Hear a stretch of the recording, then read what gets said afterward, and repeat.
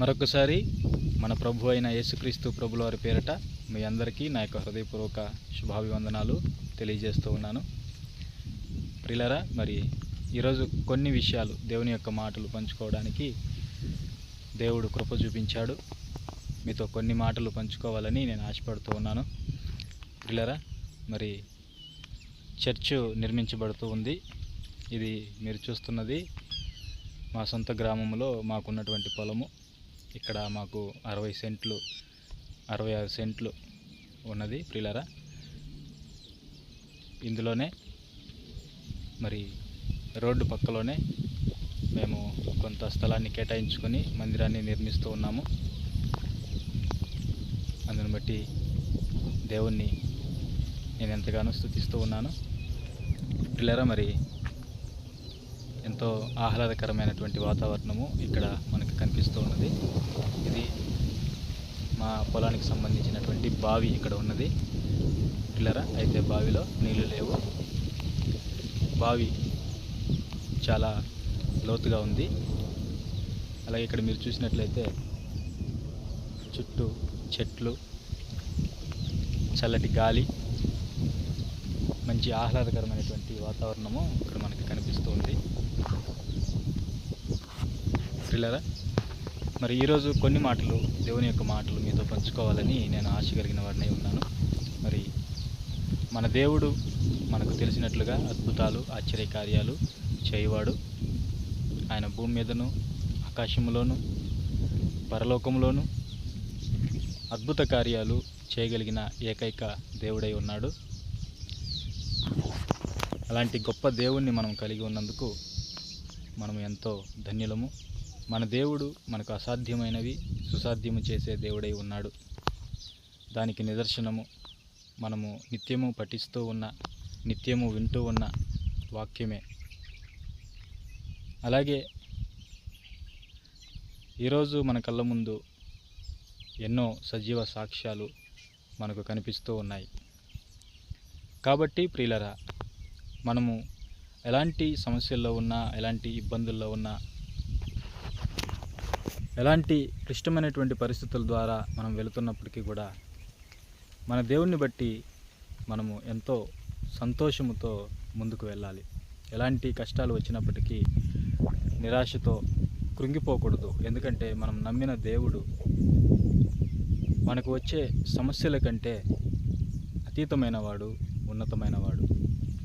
మనకు అసాధ్యమైనవి ఈ ప్రపంచంలో ఎన్నో ఉండొచ్చు, కానీ మన దేవునికి, మనం నమ్మినటువంటి దేవునికి, మనం ఆరాధిస్తున్నటువంటి దేవునికి సమస్తము సాధ్యమే. అది మన దేవుడు వాక్యంలో ప్రకటించాడు, దాన్ని చేసి చూపించాడు, ఇప్పటికీ కూడా చూపిస్తూనే ఉన్నాడు, జరిగిస్తూనే ఉన్నాడు. కాబట్టి మీ సమస్య ఏదైనా సరే, మీ ఇబ్బంది ఎలాంటిదైనా సరే, అది దేవుని శక్తికి మించినది కాదు అని మనము గుర్తెరగాలి. ఆ దేవుణ్ణి మనం ఆశ్రయించాలి. విశ్వాసంతో మనం ముందుకు వెళ్ళినప్పుడు మనల్ని దేవుడు నడిపించడానికి సమర్థుడై ఉన్నాడు. ప్రియులారా, ఈరోజు నా జీవితంలో దేవుడు ఊహించినటువంటి కార్యాన్ని చేశాడు. ఇది వాస్తవానికి నా యొక్క స్తోమతను బట్టి, నా యొక్క సామర్థ్యాన్ని బట్టి నేను చేయలేని పని. అదేంటో కాదు, మరి దేవుని యొక్క మందిర నిర్మాణం. ఇది నా శక్తికి మించినదై ఉన్నది, నా సామర్థ్యానికి మించినదై ఉన్నది. అయితే ఈరోజు ఆ యొక్క కార్యాన్ని దేవుడు సుసాధ్యం చేశాడు. అది మీరు చూస్తున్నారు ప్రత్యక్షంగా. ఎంతోమంది, మరి నాకు తెలిసిన వాళ్ళు, మా ఊర్లో ఉన్నటువంటి వారు అందరూ కూడా ఆశ్చర్యపోతున్నటువంటి సంగతి ఇది. ఈ విషయాన్ని నేను ఎందుకు తెలియజేస్తున్నానంటే, ప్రియులారా, మన జీవితాల్లో దేవుడు అద్భుతాలు చేసేవాడై ఉన్నాడు. ఆయన కొరకు మనం ఏది తలపెట్టినా కూడా, ఆయనకి ఇష్టమైనటువంటి పని మనం ఏది చేసినా కూడా ఆ దేవుని యొక్క తోడు మనకి ఎప్పుడూ కూడా ఉంటుంది. ఆయన సహాయం మనకి ఎప్పుడూ కూడా ఉంటుంది. మనం నమ్మిన వారు, మన శ్రేయోభిలాషులు, మన క్షేమాన్ని కోరుకునేవారు ఒకవేళ కష్టకాలములో మనల్ని విడిచిపెట్టి వెళ్ళిపోవచ్చు. అయితే మనం నమ్మినటువంటి దేవుడు మనకు వాగ్దానం చేశాడు, సదాకాలము నేను మీతో కూడా ఉంటాను అని.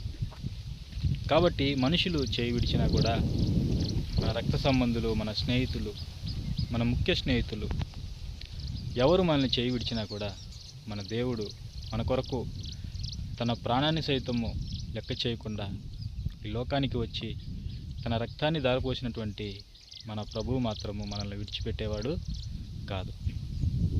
ఆయన మనకు ఎల్లవేళలా తోడుగా ఉంటాడు. కాబట్టి ఈరోజు మన జీవితాల్లో అసాధ్యమైనటువంటి కార్యాలు సుసాధ్యము చేసుకోవాలని మీరు అనుకుంటే, అది ఎలాంటిదైనా సరే, మీ కుటుంబం ఒకవేళ పాడైపోయి ఉండవచ్చు, మీ వ్యక్తిగత జీవితం ఒకవేళ పాడైపోయి ఉండవచ్చు, ఆర్థిక సమస్యలతో దెబ్బతిన్న పరిస్థితులు మీరు ఎదుర్కొంటూ ఉండవచ్చు, మీరు ఈదలేని మహాసముద్రాన్ని ఒకవేళ మీరు ఈదుతూ ఉండవచ్చు. ఏది ఏమైనప్పటికీ ప్రియులరా, వాటన్నింటిలో దేవుడు మనకు విజయాన్ని ఇవ్వగలడు.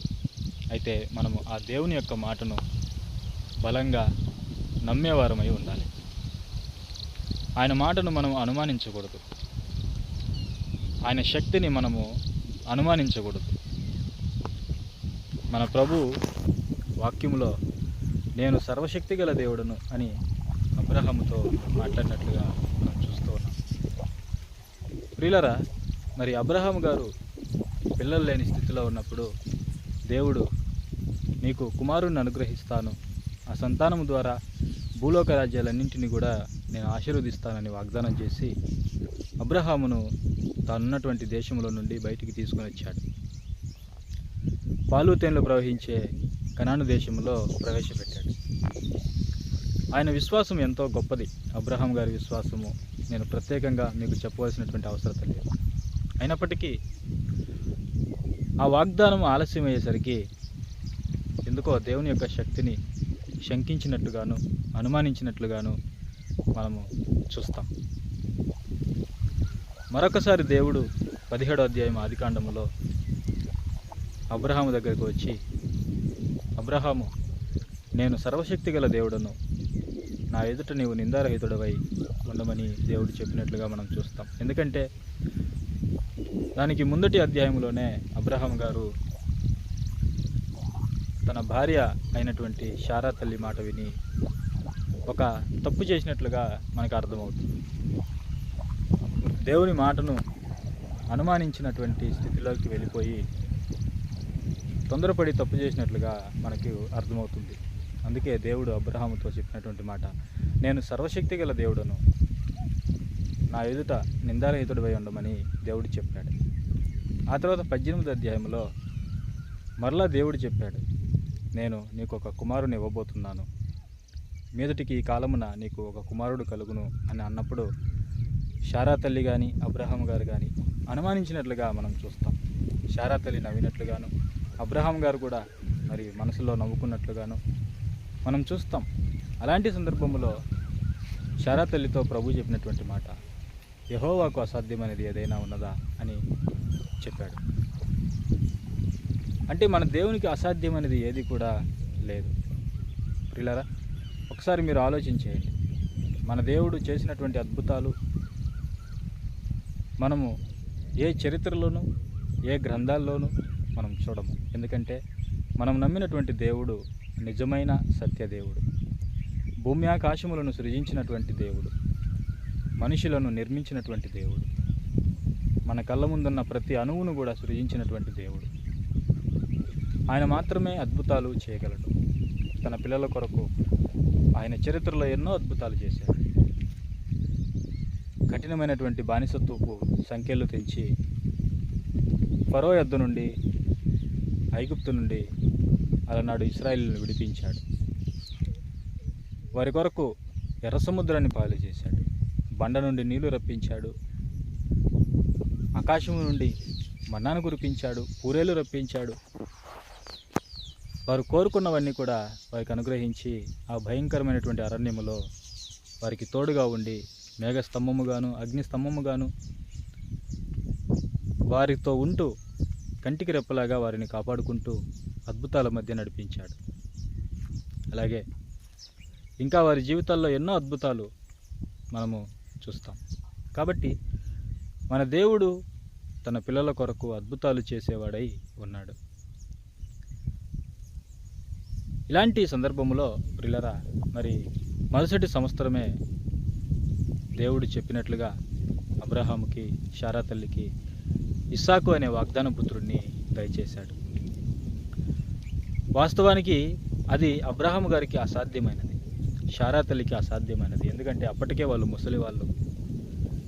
శారా తల్లి గర్భం ఉడికిపోయింది, పిల్లలు కలిగే అవకాశము లేదు.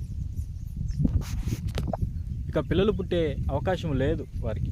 అందుకే అది వారికి అసాధ్యమైనదిగా ఉన్నది. అయితే మాట ఇచ్చినవాడు, వాగ్దానం చేసినవాడు సర్వశక్తి కలిగినటువంటి దేవుడు.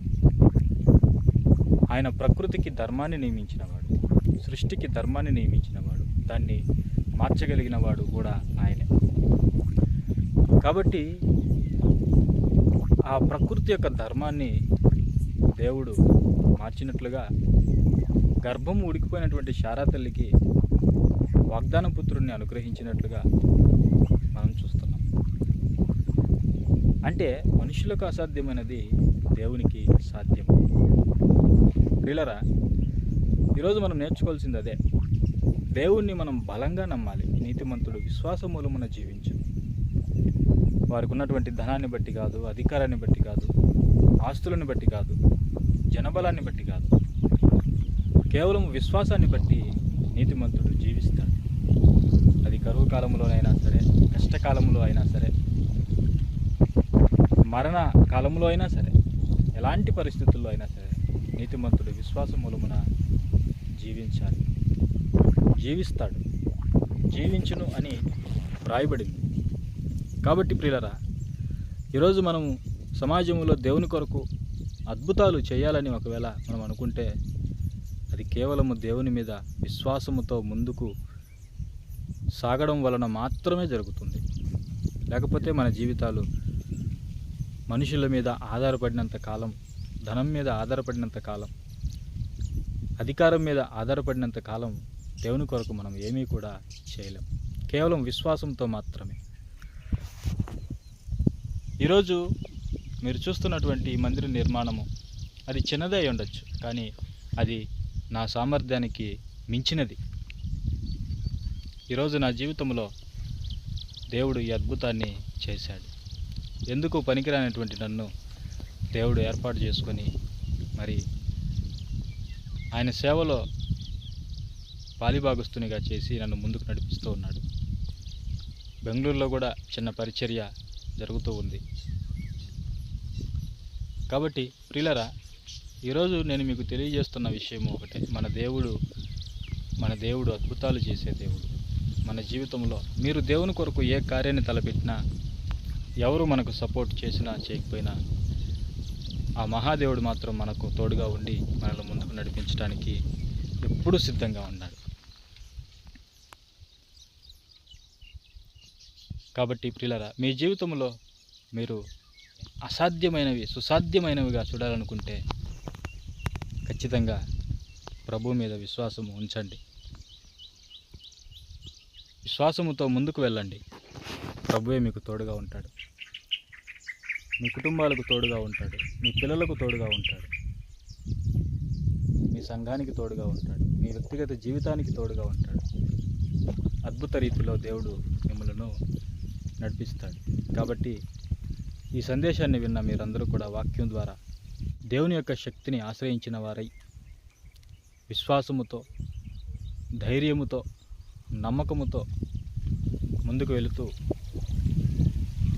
సమాజంలో దేవుని ద్వారా అద్భుతాలు చేసేవారుగా ఉండాలని, దేవుడు మిమ్మలను మీ కుటుంబాలను దీవించి ఆశీర్వదించాలని నా హృదయపూర్వకంగా కోరుకుంటూ మరి ఈ నా చిన్న ఆత్మీయ సందేశాన్ని నేను ముగిస్తూ ఉన్నాను. ప్రియులరా, మా కొరకు ప్రార్థన చేయండి. మందిరము చక్కగా కట్టబడినట్లు, ఇక్కడ పరిచర్య అద్భుతంగా దేవుడు జరిగించినట్లు మీరందరూ మా కొరకు ప్రార్థించాలని నేను మరొక్కసారి మీకు జ్ఞాపకం చేస్తూ, మరొక్కసారి మీ అందరికీ మన ప్రభు, మన రక్షకుడైన యేసుక్రీస్తు ప్రభుల వారి అతి పరిశుద్ధమైన, సుందరమైన, మధురమైన నామములో నా యొక్క హృదయపూర్వక వందనాలు తెలియజేస్తూ నా మాటలు ముగిస్తూ ఉన్నాను. అందరికీ వందనాలు.